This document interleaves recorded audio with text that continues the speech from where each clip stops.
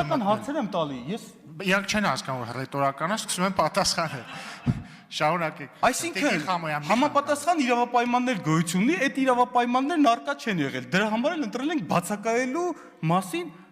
բացակայելու արգելքը, այդ խափան միջոցն են կտրել։ Կներեք էլի մի ներողություն, պարոն Պողոսյան։ Տիկին Խամոյան, մի ընդհատեք տեղից։ Խնդրեմ, պարոն Պողոսյան։ Հաջորդը Այս նորքի թաղապետի հետ կապված գործով վարույթով, որը որ դուք տենց եք մեկնաբանում, ես այլ մեկնաբանելու եւ չգիտեմ եզրեր գտնում եմ, որ ստեղ արդեն այլ մեկնաբանություններ անել առնվազն տեղին չի։ Հաջորդը Տիկին Խամոյան, դուք շատ բուրըն ձևով սենց արձագանքեցիք, նշեցիք, որ այս ընթացքում Լիլիթ Աղեկյանի վերաբերյալ քրեական վարույթով ինչ-որ ճշտումներ եք արել եւ այլն։ Ճշտումներ եք արել։ Տիկին Խամոյան, դուք կներեք, բայց ճիշտ տեղեկատվություն չներկայացրեցիք։ Նախ մենք իրավաբան ենք, մենք մեր բառերի ընտրության հարցում շատ զգուշ ենք։ Ես հաստատված հանցագործության մասին որևիցե անգամ տվյալ չեմ։ Ես ասել եմ, մեղսագրվում է առերևույթ հանցանքներ, ընդ որում, Տիկին Խամոյան, դուք նշում եք Քննչական կոմիտեի նախագահան նշում է բազմաթիվ հանցագործություններ, ձեր բառերն եմ ասում։ Դուք 10 դրվագը բազմաթիվ արարք է, թե ոչ, 10 դրվագը։ Ըստ ձեզ։ Իմ կարծիքով սա առնվազն բազմաթիվ է։ 10 դրվագը։ Դատան ուղարկած, խնդրում եմ, ինչի եք փորձում իմ խոսքերը, չգիտեմ, ինչ-որ խոսքերի մեջ այլ մեկնաբանություններ եւ հանրության մասին թյուր կարծիք ձևավորվել։ Ես քննչական կոմիտեի նախագահն եմ եւ իմ ասացները եւ խոսքերը ամենայն պատասխանատվությամբ եմ ասում, Տիկին Խամոյան։ Ի տարբերություն, ես քաղաքական հայտարարություններ չեմ անում։ Դուք նշում եք, բայց ձեր ասածը չի համապատասխանում իրականությանը, Տիկին Խամոյան։ Հաջորդը Դուք նշում եք, թե ինչ ենք խափանվի, ես նորից եմ կրկնում, քանի որ այդ 10 դրվագով, երբ որ դատան ենք ուղարկել գործը, եւ չի երաշխավորում ըստ էության ընտրված նախկինում ընտրված խափան միջոցը, չի երաշխավորում անձի պատշաճ դատավարական վարքագիծը, չի չեզոքացնում այն ռիսկերը, մենք հարկադրված ընտրել ենք անազատության հետ կապված խափան միջոց։ Միջնորդություն ենք ներկայացրել, դատարանն է բավարարել է։ Հիմա Ստեղ այլ մեկնաբանություն, դուք նշում եք, որ դատավորին ասել է կոռուպցիոներ, խնդրում եմ, դուք արարքին եւ որակմանը չեք տիրապետում։ Տիկին Աննա Գրիգորյանը նշեց Անիֆի հետ կապված քրեական վարույթը, որպեսզի շահարկումների տեղիք չտամ, մի դիտարկում անեմ, շատ կարևոր դիտարկում, Տիկին Գրիգորյան, շատ կարևոր դիտարկում։ Ես նշեմ, որ որպեսզի հանրությունն էլ իրազեկվի, այս դեպքը բացահայտվել է, հարգելի հանրություն, պետական վերահսկողական ծառայության կատարված ուսումնասիրության արդյունքում։ Այսինքն, պետական վերահսկողական ծառայությունը, պետական մարմինը բացահայտել է ձեր նշած, չէ, միջև վերջ լսեք, սա տարբերությունը էական է։ Դուք անընդհատ մամուլի հրապարակումներն եք վկայակոչում։ Պետական մարմինը, պետական վերահսկողական ծառայությունը, վարչապետի ենթակա մարմինը բացահայտել է, հաղորդում է ներկայացել, մենք քննում ենք, այս մեկ։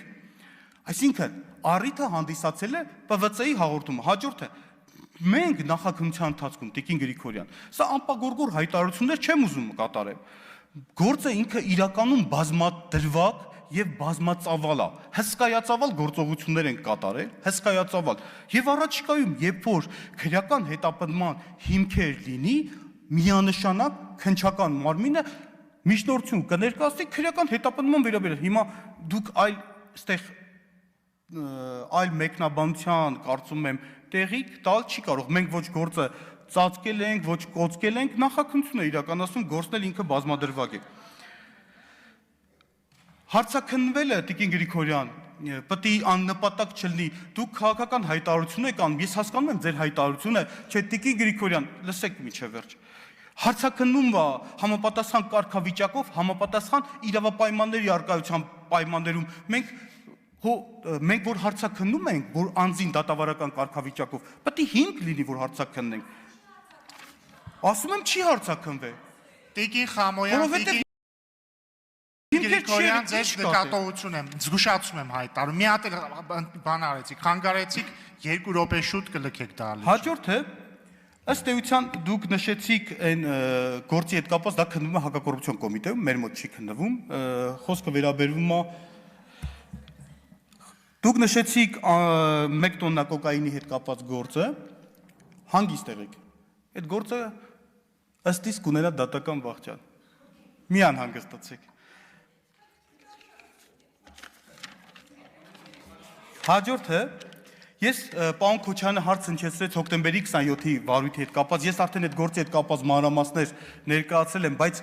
որպեսզի ես մի փոքր փակագծեր բացեմ, ես նշեմ, որ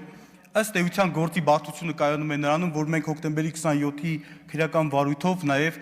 ոչ միայն բուն այդ քրեական վարույթն ենք հիմա մենք այդ գործով ակտիվ գործողություններ կատարում, այլ նաև հարկադրված ենք Հայաստանի Հանրապետությունում նախկինում տեղի ունեցած մի շարք սպանության, չբացահայտված սպանության դեպքերով այդ գործերն են արգրավել, սենց ուղիղ եւ անուղակի առնչվում է նաև այդ վարույթներով, ես չեմ ուզում գործերի վերաբերյալ տվյալներ ասեմ, անհատականացնեմ, բայց չբացահայտված, այդ թվում նաև Բարսասյան պաշտոնատարանձած սպանության վերաբերյալ վարույթներն են ուսումնասիրել, որովհետեւ այդ վարույթները այդ գործով, որպեսի բացահայտենք ամբողջական, նաև պարտադիր էր, որպեսի այդ գործերով նաև մենք զուգահեռ քննություն իրականացնենք, այս մասով սա։ Հաջորդը, քանի որ անհատական գործերին ես չեմ ուզում անդրադառնամ, պարոն Լևոն Քոչարյանը նշեց